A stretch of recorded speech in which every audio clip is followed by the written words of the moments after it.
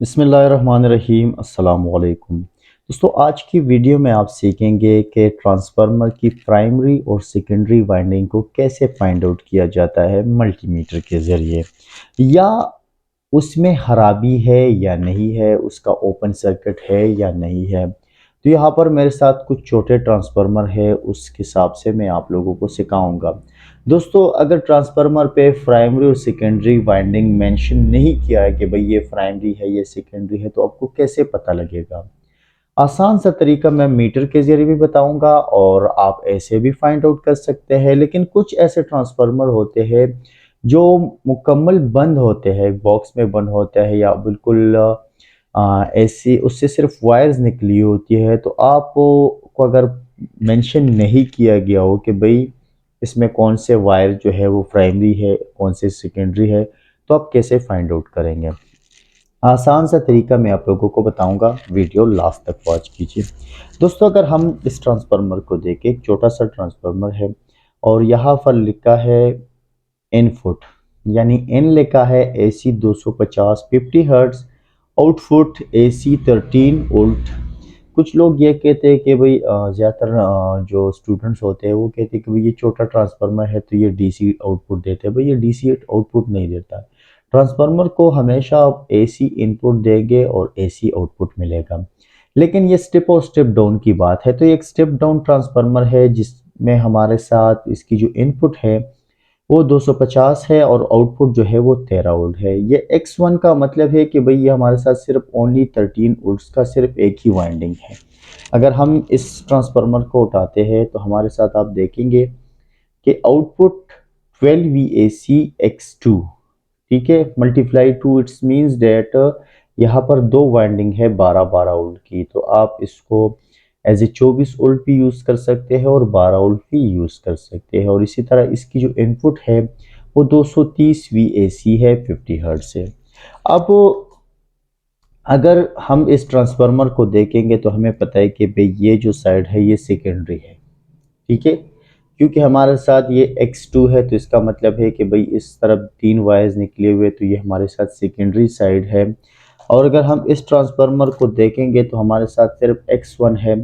तो यहाँ पर मुझे पता है कि भाई ये जो वाइंडिंग है ये हमारे साथ सेकेंडरी है और ये प्राइमरी है। लेकिन एक आम इंसान को या एक नए स्टूडेंट को पता नहीं होता है कि भाई कौन सा प्राइमरी है कौन सा सेकेंडरी है।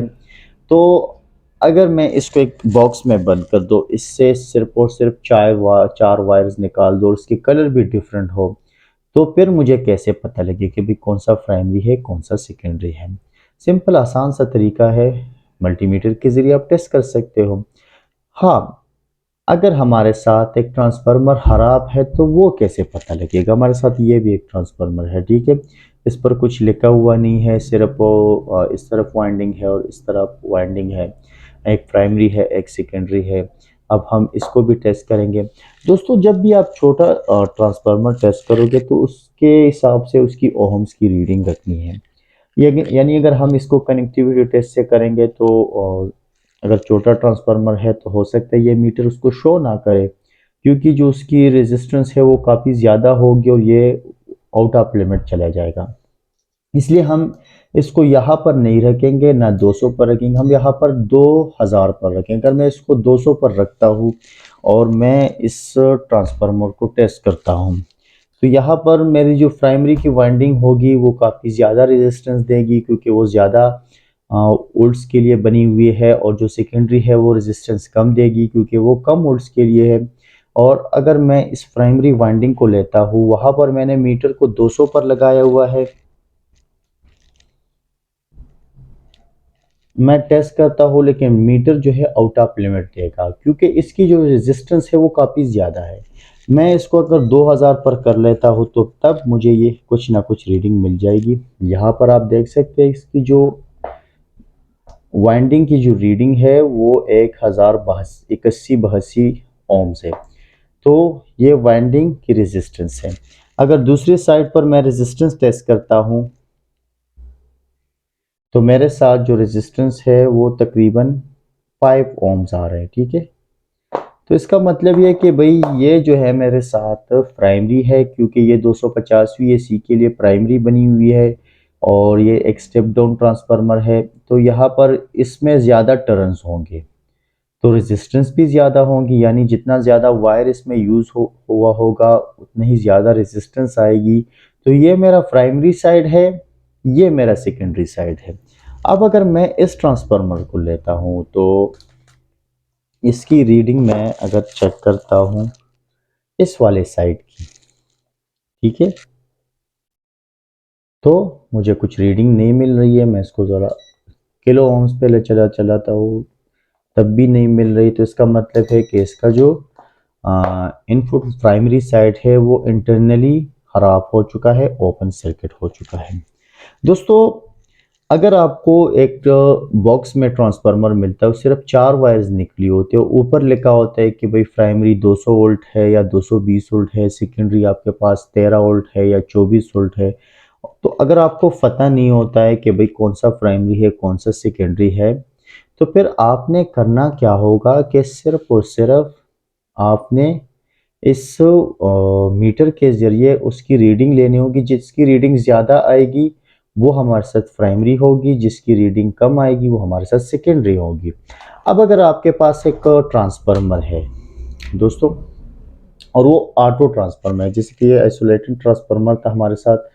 ऑटो ट्रांसफार्मर में क्या होता है, अगर यहाँ पर वाइंडिंग 220 के लिए हुई है और यहाँ पर हमारे साथ वाइंडिंग 24 के लिए हुई है, तो अगर मैं न्यूट्रल यहाँ पर प्रोवाइड करता हूँ और लाइन यहाँ पर प्रोवाइड करता हूँ, तो यहाँ पर ये मेरी प्राइमरी होगी, ये मेरी सेकेंडरी होगी। अब होगा ये कि मेरे साथ अगर मैं इन दोनों की चेक करता हूँ तो मुझे अगर रीडिंग मिलती है, अगर मैं इस वाले वायर को लेता हूँ इसको, इसकी रीडिंग मुझे मिलती है 100 ओम्स, ठीक है, और इसके साथ मुझे रीडिंग मिलती है 105 ओम्स। इन दोनों के बीच 100 और इन दोनों के बीच ये वाली रीडिंग मिल रही है। और अगर इन दोनों के बीच मुझे रेजिस्टेंस 5 ओहम मिल रही है, तो इसका मतलब ये है कि भाई ये दोनों मेरे साथ प्राइमरी है और ये दोनों मेरे साथ सेकेंडरी है। यानी मैं यहाँ से और यहाँ से 24 वोल्ट लूँगा। तो इसी तरह आपने मीटर के ज़रिए प्राइमरी और सेकेंडरी को फाइंड आउट करना है। अगर किसी सूरत में आपके साथ रीडिंग नहीं मिल रही है, अगर बड़ा ट्रांसफार्मर है तो उसकी रीडिंग जो है वो कम होगी क्योंकि वायर उसमें मोटा होगा, और अगर छोटा होगा तो उसकी रीडिंग आपने फिर 2000 या 1000 से ज़्यादा रेजिस्टेंस में चेक करनी होगी। तो अगर किसी केस में आपको या प्राइमरी या सेकेंडरी की रीडिंग नहीं मिल रही है, तो इसका मतलब है कि भाई इंटरनली ओपन सर्किट हो चुका है, यानी उसकी जो वाइंडिंग है वो इंटरनली ख़राब हो चुकी है। और अगर आपको प्राइमरी वाइंडिंग की रेजिस्टेंस काफ़ी कम मिल रही है, मिसाल के तौर पर मेरे साथ ये जो ट्रांसफार्मर था इसकी जो प्राइमरी वाइंडिंग की रेजिस्टेंस थी वो हमारे साथ 1000 ओहम से ज़्यादा थी। अगर आपको ये 2-3 ओम्स मिल रही है, और इसी तरह ये सेकेंडरी की भी 2-3 ओम है, और ऊपर लिखा है 220 VAC इनपुट, तो इसका मतलब है कि इंटरनली जो प्राइमरी वाइंडिंग है वो बिल्कुल ख़राब हो चुकी है, यानी शॉर्ट सर्किट हो चुकी है। तो इस वजह से उसकी जो रेजिस्टेंस है वो काफ़ी कम आ रही है, तो उस सूरत में भी आपका ट्रांसफार्मर ख़राब होगा। इसी के साथ ही आज की वीडियो ख़त्म होती है। मज़ीद वीडियोस के लिए आप हमारे यूट्यूब चैनल को ज़रूर सब्सक्राइब कीजिए, हमें अपने दुआओं में याद रखिए और हमारी वीडियो को लाइक और शेयर ज़रूर कीजिए। अल्लाह हाफिज़।